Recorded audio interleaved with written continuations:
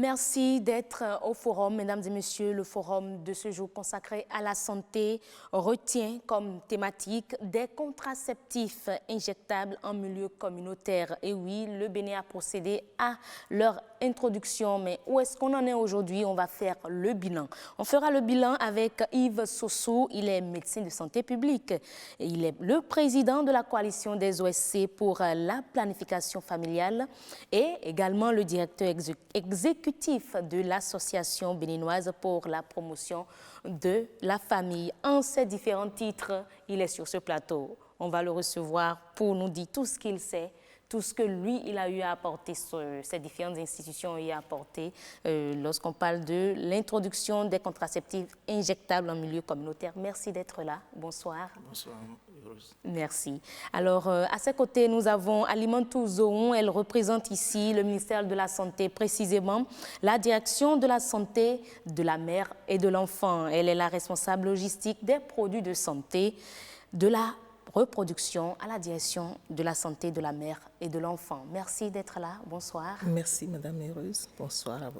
On espère avoir toutes les informations liées à l'ingestion, à l'introduction des contraceptifs injectables. Sans tabou. Sans tabou. Oui, là, c'est intéressant, très intéressant. On est également avec un public, mesdames et messieurs, constitué des confessions religieuses, des jeunes et également d'autres membres de la société civile. On aura le temps de les découvrir lorsqu'ils vont prendre la parole pour s'exprimer, pour intervenir dans le débat. Alors, déjà pour commencer, je veux bien m'adresser à la représentante du ministère de la Santé ici. On parle de l'introduction des contraceptifs injectables, mais déjà, lorsqu'on prend la planification familiale, on en parle. Il y a eu plusieurs plateaux consacrés à la chose, mais est-ce que ça prend réellement? Vous pensez réellement que les chiffres nous confirment effectivement l'adoption des méthodes contraceptives dans notre pays? Merci, Madame Heureuse. C'est un sujet de très haute importance pour le ministère de la Santé. En quoi? Parce que vous savez que pour lutter contre la mortalité maternelle et infantile aussi, nous avons des piliers, c'est-à-dire des stratégies clés qui permettent de réduire la mortalité maternelle et infantile. Et pour nous, la planification familiale est l'un des 3 piliers clés. Okay. Donc, puisque on parle de mortalité maternelle quand il y a grossesse. Autrement, c'est juste décès de femme. Mais la planification familiale permet que l'on ait la grossesse quand on veut. C'est-à-dire lorsque le couple qui se décide de faire un enfant le veut, il y a moins de problèmes et l'issue de ces grossesses sont souvent plus heureuses qu'une grossesse non planifiée, non désirée, qui aboutit souvent à des issues malheureuses, telles que la mortalité maternelle, telles que des conséquences comme la stérilité secondaire chez les jeunes filles qui se livrent à des avortements, telles que la déperdition scolaire. Beaucoup de conséquences sont liées au fait que les grossesses ne sont pas planifiées. Et je pense que le mot même planification est valable pour toute notre vie. Toute notre vie? Oui. Si vous avez un salaire et que vous ne planifiez pas comment vous allez le dépenser, vous n'allez pas vous en sortir. Tout ce que vous devez faire, la ménagère planifie sa journée. Si vous ne planifiez pas une journée et qu'une copine vient avec un sujet, elle peut vous prendre tout le temps à bavarder avec vous, alors que pendant ce temps, vous devez peut-être laver les enfants, vous devez aller au marché. Donc, vous avez besoin de planifier. Et alors, la famille, qui est quelque chose de plus important, est à planifier pour le bonheur. Je ne vous arrête pas, mais vous donnez les avantages de la planification familiale. Mais est-ce que la population comprend réellement ces avantages? Est-ce que les chiffres montrent? On peut avoir des chiffres à votre niveau? Bien sûr. C'est l'une des thématiques où vraiment les indicateurs peinent à aller de l'avant. Et comme vous le dites, l'une des raisons, c'est parce que la population n'a pas encore vraiment compris l'intérêt. Et ceci à cause des pesanteurs socio-économiques qui valorisent l'enfant comme une richesse. Et aujourd'hui, c'est plutôt l'inverse. L'enfant constitue une charge. L'enfant constitue une source de dépenses. Malheureusement, nous le constatons, mais nous n'avons pas encore compris. C'est vous qui avez eu la chance d'aller peut-être à l'école. Les parents du village vous le diront, qui pensaient de la sorte. Vous savez quoi? Vous qui pensez de la sorte. Vous savez quoi, Madame Heureuse? Oui. J'ai l'habitude de dire à nos parents qui en parlent en termes de résistance. J'ai l'habitude de dire, malheureusement, les cadres ne vous disent pas la vérité. Si je suis ici, chez vous, en tant que sage-femme, c'est parce que j'ai dû me planifier pour pouvoir aller à l'école. Et vous, vous êtes là et vous voulez continuer à me fournir des domestiques. Vous voulez continuer à me fournir des chauffeurs. Vous voulez continuer à me fournir des gardiens. Parce que lorsque nous ne leur disons pas qu'est-ce que nous faisons pour que vous puissiez être là, c'est parce que vous avez planifié et vous avez pu faire des études, vous avez économisé, et vous avez envie que vos enfants deviennent des cadres. Mais parfois, nous ne disons pas ces vérités à nos parents. Et donc, ils sont toujours en arrière. Et pendant ce temps, c'est nos enfants qui prennent toujours les premières places dans la vie. Donc, je pense qu'ils sont en train de comprendre. Parce que les chiffres évoluent timidement, mais ça évolue quand même. Parce que pendant 5 ans, le chiffre est resté à moins de chiffres, c'est-à-dire moins de 10%. On est resté à moins de 7% pendant 3 ans et après on a évolué timidement. Mais ces 3 dernières années, nous voyons qu'il y a de grands bonds qui sont faits. Donc pour on moi, est passé à plus de 2 chiffres ou oui, on est à 2 chiffres. Déjà. On est à 2 chiffres. Et si on regarde la période pendant laquelle on est passé à 2 chiffres, on peut dire que la population commence à comprendre. Et c'est pour le bonheur de notre pays. Et à la BPF, ou précisément, surtout, je dirais, au niveau de la coalition des OSC, vous voyez réellement la chose de la même manière que le ministère? Oui, je peux dire quand même que les choses ont connu un bond qualitatif avec l'appui du ministère de la Santé, des différents partenaires, mais également des organisations de la société civile, avec un certain nombre de stratégies qui ont été développées en termes de tam-tam pour la PF, en termes de stratégie de clinique mobile où nous nous déplaçons avec des véhicules de matériel roulant qui constituent les cliniques mobiles et on apporte les mêmes types de services comme si on est en clinique fixe. Ce qui voudra dire qu'aujourd'hui, si la population d'un village donné a besoin de ces services et ne peut pas y accéder au niveau du centre de santé, on peut être sollicité et la clinique mobile se déplace vers la population pour offrir les services. Mais également, l'État, en lien avec les différentes structures qui interviennent dans le repositionnement de l'APF, organise de façon périodique des campagnes d'offres gratuites de planification familiale. Mais à l'endroit de qui? Parce que très souvent, on se demande si la cible, parfois, n'est pas...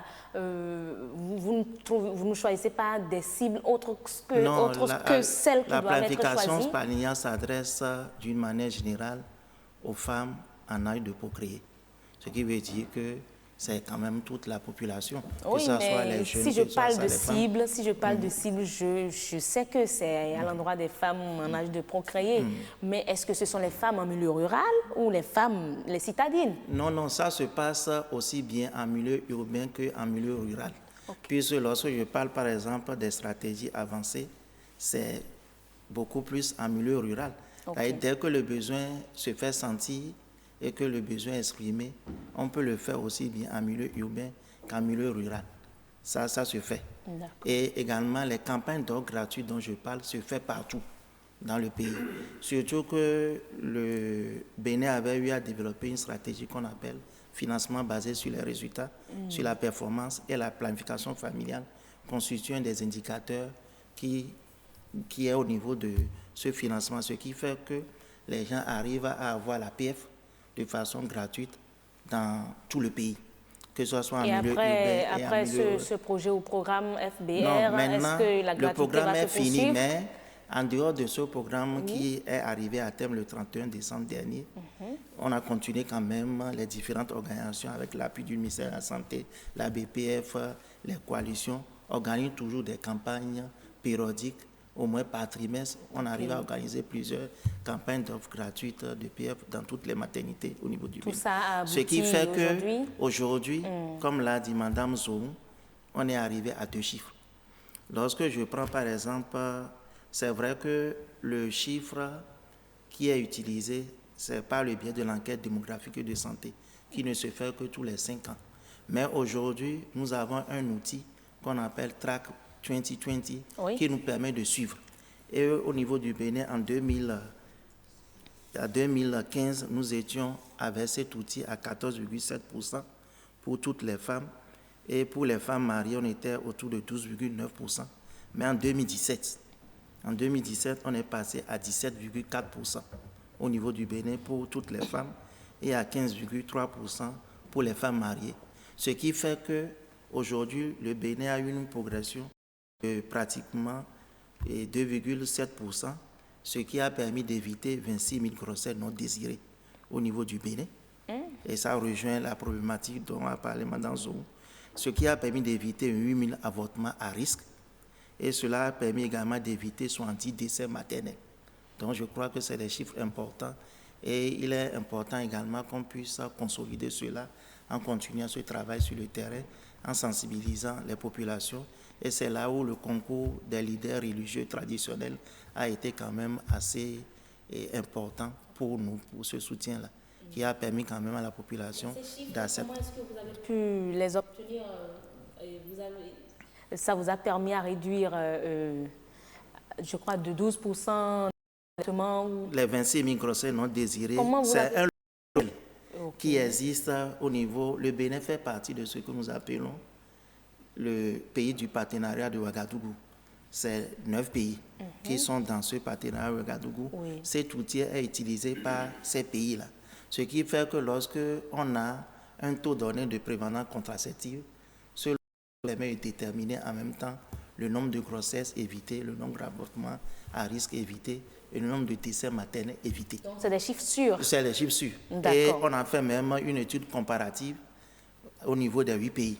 Mais avant d'aller plus en détail, je me demande quand même, quand on constate aujourd'hui le taux élevé de grossesse en milieu scolaire, on se demande si tout ça, c'est pas biaisé. Raison pour laquelle je me demandais comment vous avez fait pour avoir ces chiffres. Non, en réalité, ce n'est pas biaisé. Parce que la problématique de grossesse en milieu scolaire, c'est parce que de plus en plus, on en parle et on essaie de pouvoir faire des études de ce genre, que les chiffres sont connus. Ces grossesses en milieu scolaire existaient auparavant, mais peut-être on n'en parlait pas trop. Aujourd'hui, on en parle parce que ça devient un problème important sur lequel on voulait quand même insister. Secondo, je peux dire quand même qu'au niveau du Bénin également, il y a un travail qui est fait, et avec le concours du ministère en charge de l'éducation. En ce sens qu'il y a un programme d'éducation sexuelle qui existait et qui se fait par un certain nombre d'organisations, aussi bien dans les écoles qu'en milieu déscolarisé. Mais grâce au plaidoyer des différentes organisations de la société civile, le ministère en charge de l'enseignement a pris vraiment les choses à bras le corps, ce qui fait qu'en juin dernier, le ministère a retenu que l'éducation à la santé sexuelle soit intégrée au curricula de formation au niveau primaire et au niveau secondaire. Actuellement, nous sommes dans une phase pilote qui concerne 12 écoles au niveau du primaire, 24 collèges. Lorsqu'on va faire cette expérimentation... Comment le choix de ces écoles... Le choix a été fait par rapport aux écoles, surtout plus aux de collèges. Prévalence? Il y a plus de prévalence. Ah, ok. C'est ça qui a guidé ce choix. Et lorsqu'on va faire cette phase de 12 écoles primaires et 24 collèges, on pourra passer à la phase d'échelle où on va mettre ça au niveau national. Ce qui fait que lorsque, dans ces écoles qui sont ciblées, le programme d'éducation sexuelle fait partie intégrante des cours qui seront faits. D'accord. Et on espère moins de grossesse en milieu scolaire après ça. A un certain nombre d'informations il pourra quand même avoir une sexualité beaucoup plus responsable. Tout à fait. Mais Madame Zoron, on se demande également si le Bénin a besoin d'une planification familiale, parce que nous ne sommes que, je dirais, 11 millions. 11 millions à peine de population pour 5 et quelques mille kilomètres carrés quand même. D'autres disent même 114 000. C'est heureux. On a besoin de limiter ou non, d'espacer les naissances? Bien sûr, nous avons besoin d'espacer les naissances. Malheureusement, les ressources ne suivent pas les naissances. Nous avons besoin de centres de santé pour tous ceux qui vont naître. Nous avons besoin d'écoles pour tous ceux qui vont naître. Si vous regardez déjà le nombre d'élèves par classe, vous pouvez déjà voir que la qualité de l'enseignement ne pourrait pas être obtenue avec ces nombres dans ces classes. Si vous voyez l'état des infrastructures dans nos milieux reculés dans lesquels les enfants apprennent, nous pouvons comprendre qu'il ne suffit pas d'avoir du territoire. Vous savez, le Niger est peut-être 3 ou 4 fois plus grand que nous. Mais est-ce pour ça qu'ils vont avoir un nombre d'enfants indéfini? Toute la terre n'est plus cultivable. Observez à Cotonou, ce n'est plus possible d'avoir un passage pour l'eau. Tous les bas-fonds sont bouchés pour que nous puissions avoir un lopin de terre pour construire. Si nous avions autant d'espace, nous ne serions pas obligés de boucher les bas-fonds. Et il ne suffit pas que de l'espace. L'enfant n'a pas besoin que de l'espace. Il n'a pas besoin qu'il naisse, qu'il soit dans un espace, mais qu'il soit dans un espace apprêté, un logement décent, les besoins fondamentaux de l'enfant. Et en dehors de l'espace, ce n'est pas une machine à reproduire qui nous donne des enfants. C'est un organisme humain. Et quand c'est un organisme humain, c'est 9 mois le processus pour avoir un enfant. C'est 2 ans le processus pour que le corps qui a fait ce travail retrouve toute sa forme. 2 ans. Ce n'est pas 2 ans entre les enfants. C'est 2 ans. L'enfant qui est né doit fêter son 2e anniversaire avant de projeter d'avoir un nouvel enfant. Donc, au moins, les enfants, il doit y avoir environ 3 ans entre chaque Parce que enfant. Ainsi, l'utérus qui a porté, qui s'est étendu, parce que là, je n'ai pas un utérus, vous ne voyez pas mon ventre, mais à partir du moment où j'aurai un utérus, tous les muscles vont se relâcher en moi. Le sang qui est dans mon corps doit être partagé avec le fœtus. Beaucoup de choses vont changer en moi.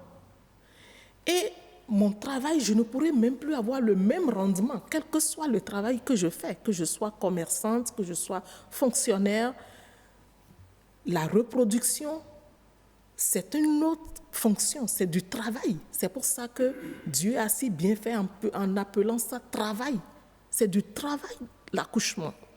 Donc, si je ne me planifie pas, cet organisme qui n'a pas encore fini de récupérer pour l'autre grossesse gardée, qui n'a pas fini d'alimenter et d'amener cet enfant à un niveau où il est moins prédisposé à la mortalité infantile et que j'ai une nouvelle grossesse, je m'expose moi-même, j'expose toute la famille parce que si je quitte la famille, c'est un membre important qui a quitté la famille. J'expose le bébé qui vient de naître parce que je le prive des seins, de l'allaitement maternel avec tous les bénéfices précocement. Je lui donne de l'alimentation qui n'est pas adaptée à son âge et je l'expose ainsi à la mortalité. Est-ce que, en faisant un enfant qui meurt, j'aurais fait quelque chose de bénéfique? Donc, c'est obligatoire de planifier les naissances. De planifier. Nous avons, comme je l'avais dit, mesdames et messieurs, les confessions religieuses également ici. Le collège des imams est représenté ici par Imam Inoussa Izi Sherif. Merci d'être là. Bonsoir. Bonsoir. Alors, vous avez suivi, vous avez très bien écouté la représentante du ministère de la Santé, de la direction de la santé de la mère et de l'enfant. Aujourd'hui, les confessions religieuses accompagnent la planification familiale aujourd'hui dans notre pays. Oui. Lorsqu'on prend, rien que dans le collège des imams, au niveau des musulmans, bien sûr. Au niveau des musulmans, ça n'a pas été facile pour accompagner. Et pourquoi? Parce qu'il y avait une mauvaise compréhension du Coran de la part de certains oulémas. Il a fallu donc des plaidoyers pour expliquer. D'abord, on a fait un brainstorming pour eux, pour nous montrer s'il y a des versets qui contredisent la planification familiale. Y a-t-il des versets? Il n'y en a pas. Okay. Nous sommes partis d'un fait. Notre prophète Mohammed sallallahu alayhi wa sallam, en son temps, il recommandait le coït interrompu pour les femmes de ses compagnons qui, aussitôt après une grossesse, il y a encore une autre grossesse. Il dit, il faut pratiquer le coït interrompu. Donc c'est de là que nous avons vu que là, c'est donc une méthode barrière que le prophète Mohammed sallallahu alayhi wa sallam conseillait. Donc le condom est donc cette méthode moderne qui est arrivée pour faire barrière au spermatozoïde d'aller féconder l'ovule. Donc quand on a dit cela, ça s'appelle azl en arabe, azl, le coït interrompu. Donc c'est après tous ces débats qu'on a eu un consensus. Et maintenant, on a fait une formation de près de plus d'une cinquantaine d'imams qui sont devenus des relais dans leur zone d'influence. Et on a organisé des supervisions. Il y a eu des superviseurs pour suivre leur travail grâce à la technicité de la BMS et au financement des bailleurs comme les Pays-Bas, le ministère de la Santé, qui nous ont beaucoup aidés à faire ce travail. J'ai d'abord donné la parole aux confessions religieuses parce qu'on sait que c'était beaucoup plus au niveau dans leur rang que la compréhension peinait à prendre. Mais si on entend déjà le collège des imams qui apprécie la chose, je crois que ça fait partie des raisons pour lesquelles nous avons atteint 2 chiffres. Mais il y a aujourd'hui l'introduction des injectables, des contraceptifs injectables, ce dont on va beaucoup plus parler aujourd'hui. Pourquoi? Pour quel objectif? Le choix des injectables en milieu communautaire précisément. Merci, madame. Dans nos prestations au niveau des centres de santé, la planification familiale est l'une ou pratiquement la seule dans laquelle le client a le libre choix. Lorsque vous venez à l'hôpital pour un paludisme, vous ne dictez pas au médecin ce qu'il va vous prescrire. Il vous prescrit, après le diagnostic, entre 1000 antipaludéens, ce qu'il entend, ce qu'il veut. Mais dans le cadre de la planification familiale, c'est le client qui choisit la méthode. On ne lui change de méthode, et encore avec son comportement, que si sa santé contre-indique la méthode que le client a choisie. Et donc, c'est dans l'optique d'élargir la gamme de choix à nos clientes que continuellement nous introduisions d'autres méthodes. Mais en fait... Les autres ont déjà été adoptées et vous avez obtenu satisfaction au niveau de l'adoption des autres méthodes? Les autres méthodes continuent. Okay. Cette méthode ne vient pas remplacer les autres méthodes qui existaient. On avait des injectables, mais les 2 injectables qu'on avait étaient faites en intramusculaire. Et cette méthode n'est en fait même pas nouvelle. Parce que parmi les injectables qu'on avait, il y avait un produit qui est le Depo-Provera qui se faisait en injection intramusculaire. Et Sayanapress qui est en sous-cutané est du Depo-Provera mais à un dosage plus réduit. Et aussi, la façon de l'injecter change, c'est ça le sous-cutané. D'accord. Je vais vous demander de vous en arrêter là pour l'instant, le temps merci. de suivre ce reportage réalisé par Herman Amengan sur précisément l'un des contraceptifs injectables appelé Sayanapress. Vous l'avez abordé tout à l'heure. On suit le reportage, on revient. En 2050, la population africaine devrait avoisiner les 2,5 milliards de personnes contre 1,2 milliard en 2017, selon les enquêtes démographiques. Un accroissement qui peut être source de croissance économique. Dans le même temps, le continent devrait pouvoir réguler sa démographie pour éviter que cela ne lui constitue un handicap. Le Bénin, comme d'autres pays de la sous-région, a adhéré à cette logique en promouvant la planification familiale et surtout en expérimentant des méthodes plus avancées. Le pays a pris des engagements depuis 2013 de mettre à l'échelle l'utilisation des injectables au niveau communautaire, au niveau des centres de santé, au niveau communautaire, afin d'améliorer l'accessibilité des couches les plus vulnérables, les femmes, filles et autres, aux produits contraceptifs dans les villages aussi.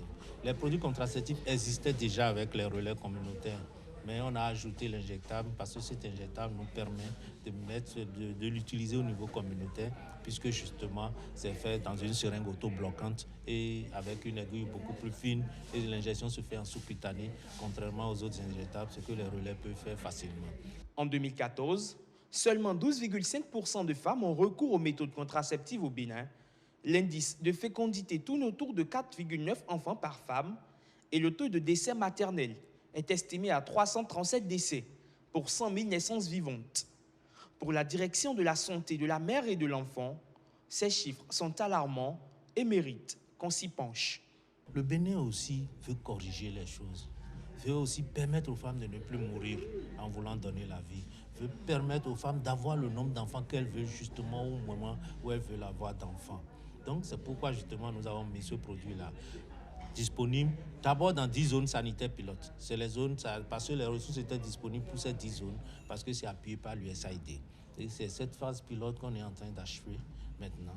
Et on est en train de penser plus loin, déjà au plan global de mise à l'échelle. Le plan de la mise à l'échelle du contraceptif injectable Sayana Presse en milieu communautaire est donc lancé. En dose unique, ce dispositif est administré sous la peau tous les 3 mois et est réversible puisqu'il permet le retour à la fécondité.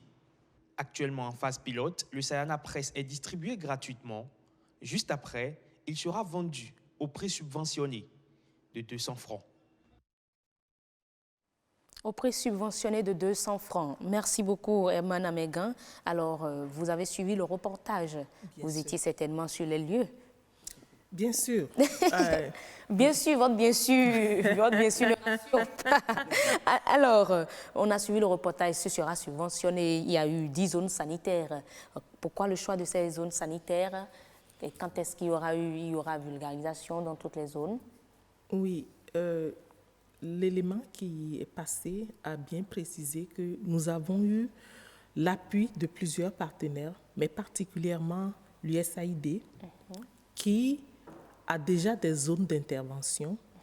Et aussi, puisque nous avons introduit ce produit en milieu communautaire par les relais, il fallait que ces relais soient des relais paquets complets, comme on dit, c'est-à-dire que ce soit des relais qui aient déjà l'habitude de distribuer d'autres contraceptifs qui sont à leur portée. Et donc, les 10 zones sanitaires sont les zones sanitaires où intervient l'USAID. Donc, c'est ces 10 zones sanitaires que nous avons retenues pour la phase pilote. Et nous sommes actuellement à quelle étape? À la phase pilote. Les 10 zones sanitaires sont bouclées par rapport à l'introduction, parce que c'est un processus. On a commencé par 6 zones sanitaires, on a fini les 6. Ça a démarré depuis quand? Depuis 2016, on va dire, que nous avons commencé, parce que la particularité du Bénin, contrairement aux autres pays, c'est que nous avons introduit en milieu communautaire et au centre de santé en même temps. Pourquoi? Les relais communautaires doivent être supervisés par les agents de santé, parce qu'il s'agit d'injections. Et donc, ces agents de santé devaient être informés et comprendre comment est-ce que ce produit se fait pour pouvoir mieux superviser les relais communautaires. Donc, il a fallu que nous puissions aller vraiment d'étape en étape pour être sûrs de réussir dans cette stratégie d'introduction. Et là, nous avons vraiment bouclé les 10 zones sanitaires. Les relais communautaires sont formés et le produit est disponible auprès des populations dans les communautés. Dans les communautés. Oui. On va donner la parole à Monsieur Chatigre. Je vous laisse vous-même vous présenter. Monsieur Chatigre. Merci, Madame Heureuse. Oui. On m'appelle Jérôme Chatigre. Je suis le coordonnateur de la coalition des organisations de la société civile pour la promotion de la planification familiale au Bénin. D'accord. Voilà, vous avez suivi le reportage, vous avez suivi la représentante de la DSME. Depuis 2016, ils ont démarré l'introduction des contraceptifs injectables. À votre niveau, que pensez-vous d'une telle initiative, avant qu'on ne parle du bilan à faire? Oui, je m'en vais dire tout de go que c'est une initiative heureuse. Heureuse parce que le Bénin n'a pas voulu rester en marge de tous ces pays-là qui ont déjà introduit Sayanapress, c'est-à-dire l'injectable en milieu communautaire.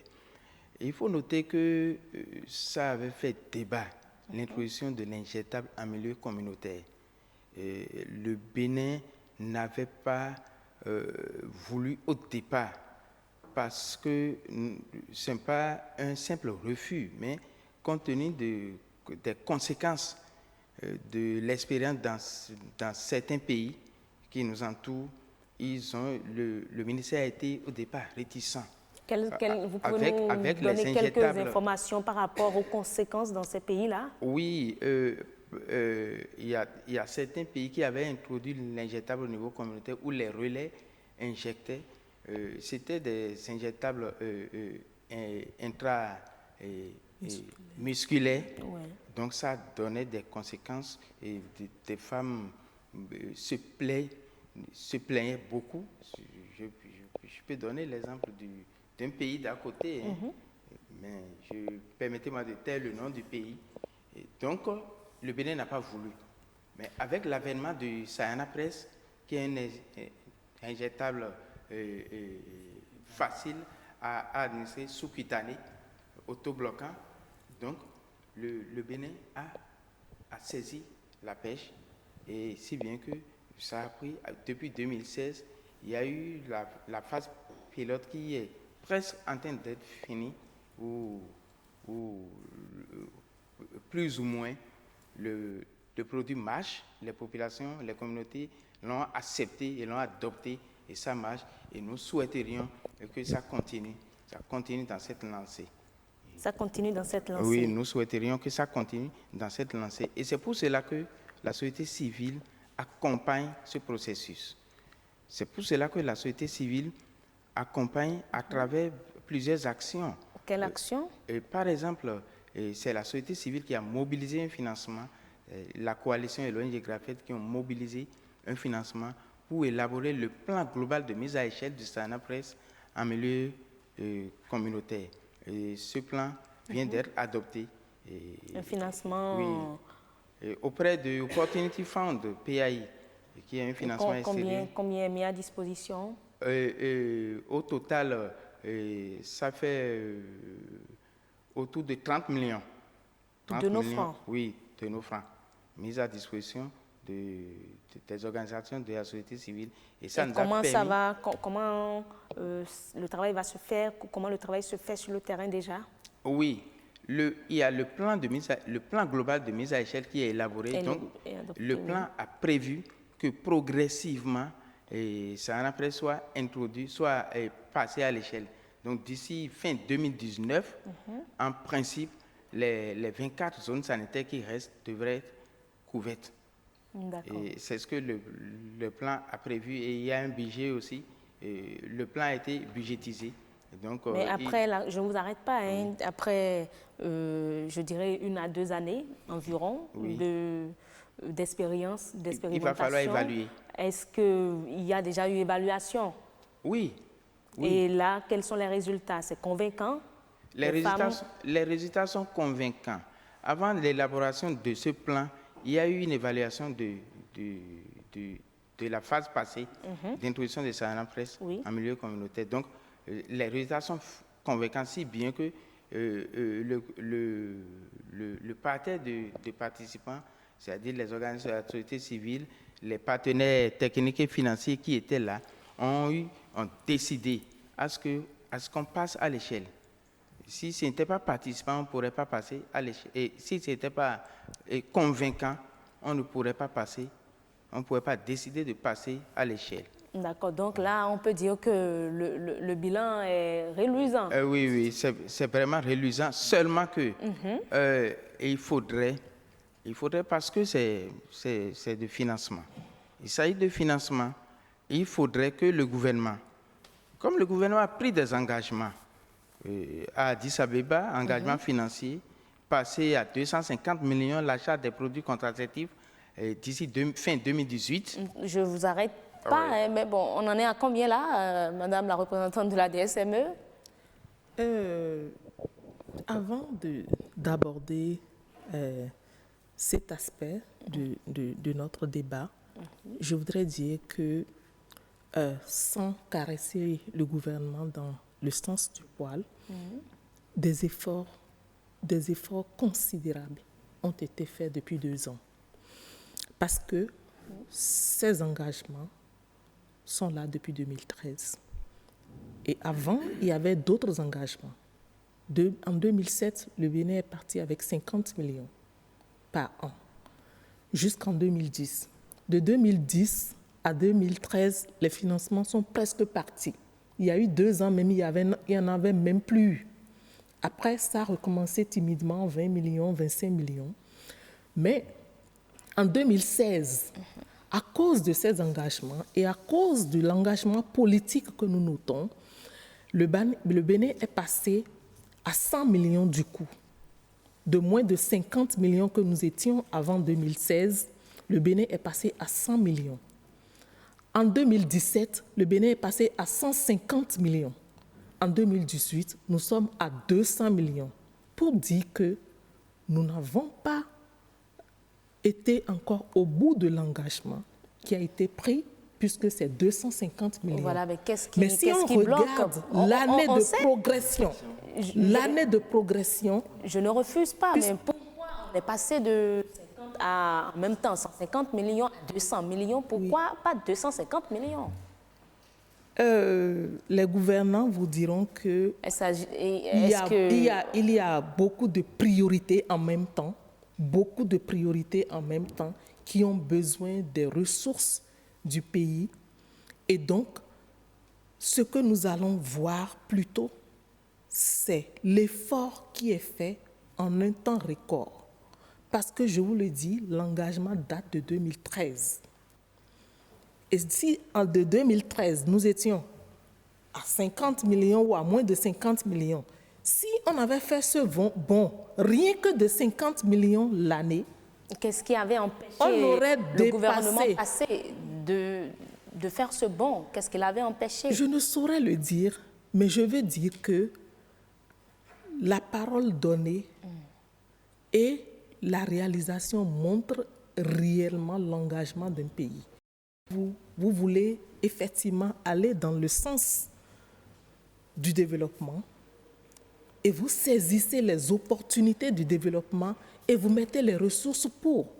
Donc, nous sommes à 200 millions cette année, mais des promesses sont là et nous avons vraiment envie de croire que d'ici là, nous ne serons même pas en train de parler de 250 millions, mais nous allons voir vraiment notre gouvernement engagé, parce que c'est là ce qui donne la garantie aux partenaires. Si le pays qui a ses fils et filles disent que la planification permet de réduire la mortalité maternelle, la planification permet d'engager le développement, va en arrière, ne met pas les ressources, ce n'est pas les ressources extérieures qui vont nous faire avancer. Donc ça donne la confiance aux partenaires qui nous appuient pour dire « Ah, ils sont sérieux et ainsi nous-mêmes nous pouvons contribuer à l'effort. » Oui. Je voulais ajouter quelque chose rapidement. Je suis tout à fait d'accord avec le développement fait par Mme Zourou. Pour ceux qui sont dans ce domaine depuis des années, il faut remarquer quand même que des efforts ont été consacrés pendant ces 2 dernières années. Mais au même moment, le plaidoyer que je fais pour éviter qu'on tombe dans la même situation auparavant, il serait utile C'est possible de tomber dans la même situation il serait auparavant. utile que la ligne qui est consacrée à l'achat des produits contraceptifs soit une ligne sécurisée. Puisque au départ, c'était sur des projets qu'on avait eu les 50 millions dont elle parlait il y a une dizaine d'années. Après, c'est tombé, puisque le projet sur lequel c'est inscrit, en tant que ce projet n'existant plus, donc les ressources ne pouvaient plus être décaissées. Maintenant, il est important que cette ligne-là soit sécurisée sur la ligne achat des produits pour que réellement, dans le cadre du budget de l'État, on puisse s'assurer qu'on aura toujours ce montant-là qui n'est pas enfoui dans d'autres dépenses, mais qui vraiment est sécurisé sur la ligne achat des produits. Vous êtes la responsable de la logistique, n'est-ce pas? Achat des produits. Achat des Ça va produits. nous rassurer, nous, organisations de la société civile, que c'est vrai, l'État fait des efforts, mais cet effort doit être vraiment sécurisé. Je sais également que nous étions ensemble avec la DSME, les partenaires comme l'UNFPA et l'USAID, un atelier où nous avons estimé que les engagements ne sont pas les engagements de gouvernement, c'est les engagements du pays. Et chaque acteur doit jouer un rôle pour le respect, pour le suivi de ces engagements et pour le respect de ces engagements. Ce qui fait qu'actuellement, on est en train de... Le Bénin fait partie des pays qui sont en train d'être retenus pour mettre en place un outil de suivi des engagements, où les engagements ont été vraiment rendus opérationnels. Par exemple, ce qu'elle a dit tout à l'heure par rapport à l'engagement financier. Dans l'opérationnalisation, c'est dit, si c'est même 50 millions par an que l'État augmente, nous allons atteindre quand même en 2019 les 250 millions. Même si c'est un an de retard, mais on aura cela. Donc, c'est un peu dans ce schéma qu'on se retrouve. Oh, ben, voilà, je crois que même si l'objectif n'est pas encore atteint, les résultats sont quand même reluisants, n'est-ce pas? Oui, bien sûr. Moi, je ne dis pas que le gouvernement fait rien. Il faut reconnaître qu'il y a un effort terrible qui est fait par le gouvernement. Et aujourd'hui, il y a plusieurs ministères du Bénin qui s'investissent dans la promotion de la planification familiale. Mais ce que nous disons simplement, c'est que le Sana Press va passer à l'échelle. Et il y a un financement qui est là. Actuellement, les produits sont achetés par, peut-être les partenaires, mais il faudrait, comme l'a dit Dr Sossou, que la ligne budgétaire qui est dédiée à l'achat des produits contraceptifs soit une ligne stable et que, de façon régulière, ça connaisse une augmentation pour que, quand on va passer à l'échelle et qu'on ne compte plus toujours rien que sur les partenaires techniques, et quand on va passer à l'échelle, on aura besoin... Ça peut durer dans le temps. Ça peut durer dans le temps. On aura besoin d'argent, on aura besoin de financement pour pouvoir acquérir les produits contraceptifs. Voilà, la représentante, la présidente du réseau ouest-africain des jeunes femmes leaders du Bénin, vous êtes également là, Madame Mariette Monchor. Dites-nous déjà, voilà, on pense beaucoup plus aux femmes lorsqu'on parle de planification familiale. Maintenant, l'introduction des injectables également, rien que les femmes. Votre avis sur cela? Alors, merci beaucoup. Pour nous, c'est capital aujourd'hui que de parler de la planification familiale parce que nous sommes dans une dynamique de développement et quand on parle de développement, on parle de capture d'abord du dividende démographique. Il est clair qu'aujourd'hui, il faut qu'on s'intéresse à la question de la planification familiale. Alors, le point que moi j'aimerais réellement aborder, c'est beaucoup plus la contraception pour les adolescents et jeunes. Je dirais que les jeunes que nous sommes, surtout femmes, et quand nous parlons d'abord d'accessibilité des méthodes contraceptives également, nous parlons de barrières socioculturelles, il y a également l'accessibilité géographique. Et ce qui fait qu'aujourd'hui, il y a quand même beaucoup de demandes non satisfaites en matière de planification familiale. Et c'est clair que l'introduction déjà de Sana Press va pouvoir régler ce problème-là. Et la stratégie avancée également, dont nous avons parlé déjà sur ce plateau aussi, va pouvoir contribuer aujourd'hui à pouvoir atteindre ces jeunes filles qui sont vulnérables et qui se retrouvent dans les localités les plus reculées, qui n'ont pas malheureusement pas accès aux services. Également, nos jeunes filles dans les écoles, parce qu'on a parlé tellement de grossesse en milieu scolaire, mais n'oublions pas également qu'il y a 3 niveaux d'éducation. C'est clair qu'il y a la famille, il y a l'école et il y a également la rue. Et donc, nous, en tant qu'acteurs déjà, nous appuyons l'État, nous appuyons le gouvernement. On ne peut pas nous situer déjà au gouvernement. Et donc, il faudrait que chaque acteur puisse véritablement jouer son rôle afin qu'on puisse véritablement arriver au bout de ces grossesses-là. Quel est déjà le vôtre? Quel rôle vous jouez déjà dans l'atteinte des objectifs de Sayana Presse? D'abord, chez nous, nous parlons beaucoup plus de leadership de femmes. Est-ce qu'on va continuer à parler de leadership avec des femmes qui vont nous dire, voilà, je n'ai pas pu planifier une grossesse? Une femme leader, c'est celle-là qui planifie sa naissance. D'abord, la vie, notre vie est une question de planification, Madame l'a rappelé sur ce plateau.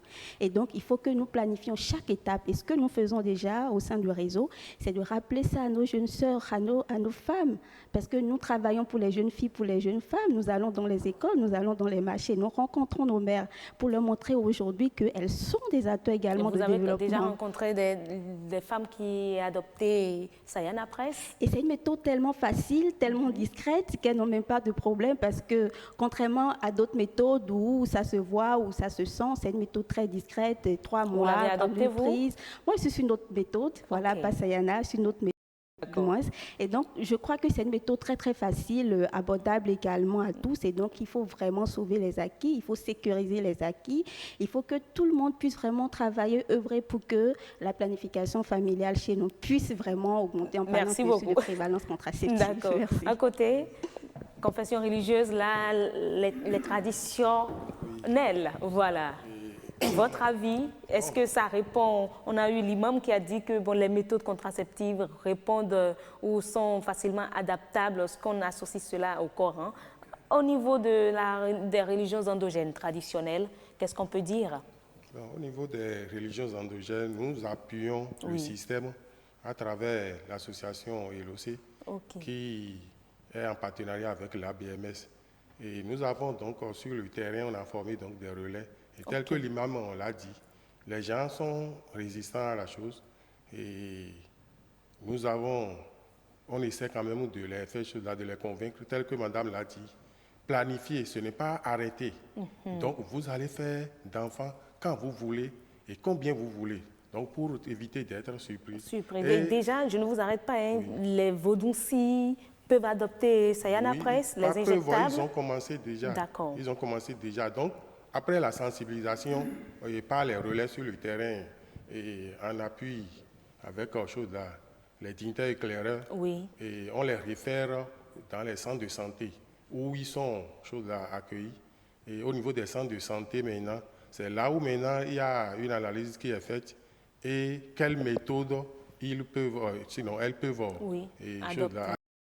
et le travail se fait. Et dès qu'au retour, par moment, il y a d'autres qui font et qui constatent les effets secondaires. Et les effets secondaires, elles se réfèrent à nous et nous les référons encore vers les centres de santé pour un suivi. Et ça va très bien. D'accord, merci beaucoup. On va, pour terminer, remettre la parole au président des jeunes ambassadeurs ici pour nous donner également son avis sur l'introduction de ces injectables-là. Monsieur Witona, alors? Oui, voilà, vous avez tellement crié, gratuité, gratuité, gratuité. 200 francs, on a dit, n'est-ce pas? Il faut payer 200 francs. Est-ce que ça vous convient? Il faut dire que toujours dans le sens de ce qu'il faut reconnaître le travail que fait le gouvernement. Et il existe même une politique d'exemption de coûts directs. Sur, en ce qui concerne les méthodes modernes de contraception pour les jeunes. Donc, ça fait partie, ça règle en partie le problème. Mais toute chose, ou toutefois, est que, même si on dit 200 francs, dans certains milieux du Bénin, les jeunes n'ont pas accès. Ils n'arrivent pas à manger 3 fois par jour. Donc, c'est pour cela que nous faisons le plaidoyer justement pour la gratuité. Nous savons également que quand on parle de gratuité, rien n'est jamais gratuit. Voilà. Rien n'est jamais gratuit. C'est forcément des partenaires derrière qui vont pouvoir payer ça. Et on a également fait le plaidoyer à l'endroit de ces derniers-là Et il y a la disponibilité, il y a la volonté d'accompagner également cette gratuité-là. Juste qu'on attend que le Bénin puisse marquer, puisse signifier vraiment son engagement de façon claire. Et c'est pour cela que nous faisons le plaidoyer spécifique pour la prise de décret par le chef de l'État pour institutionnaliser cette gratuité-là. Ce décret dont nous faisons le plaidoyer est bien entendu stipulé. C'est d'ailleurs la politique d'exemption de coûts directs qui l'a stipulé dans le cadre juridique qu'il faut que l'État béninois puisse prendre, notamment le chef de l'État, son Excellence Patrice Talon, puisse prendre un décret pour institutionnaliser cette gratuité-là afin de pouvoir libérer la jeunesse béninoise. D'accord. Voilà, je sais que vous leviez le doigt. Oui, très rapidement. Parce que quand nous parlons de planification familiale dans le cadre islamique, il s'agit de l'organisation des naissances et de l'espacement des naissances. Et non de l'imitation. Et c'est dans le cadre, et non de l'imitation. Voilà. Oui. Mais dans le cadre du mariage. OK. Maintenant, ce que nous faisons pour les jeunes, c'est ce qu'ils ont ajouté à notre thématique là, qui est ici. Éducation sexuelle intégrée, sensibiliser donc les jeunes. Donc les jeunes ne doivent pas adopter de méthodes contraceptives. Non, sans mariage. Même pas les injectables, aussi facile que cela soit. Rien. C'est dans le cadre du mariage. S'ils veulent, peuvent se marier et retarder la naissance des enfants et adopter une méthode pour continuer leurs études. Voilà ce que nous faisons. D'accord. Nous, les religieux. Mais voilà, on est au terme, on est au terme de nos échanges. Il faut une gratuité, c'est possible pour terminer? Je tiens à remercier les leaders religieux parce que dans le cas spécifique de l'introduction de Sayana Press, ils ont joué un grand rôle parce qu'il s'agit de la communauté. Les relais communautaires sont issus de cette communauté.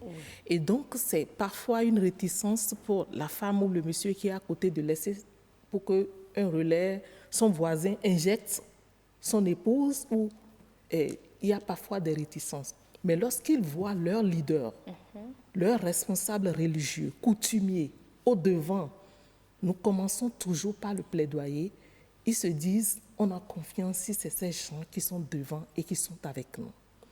L'imam vient d'aborder aussi une thématique importante, c'est que dans la plupart des confessions religieuses, on aspire plus à l'offre des contraceptifs au couple. Voilà.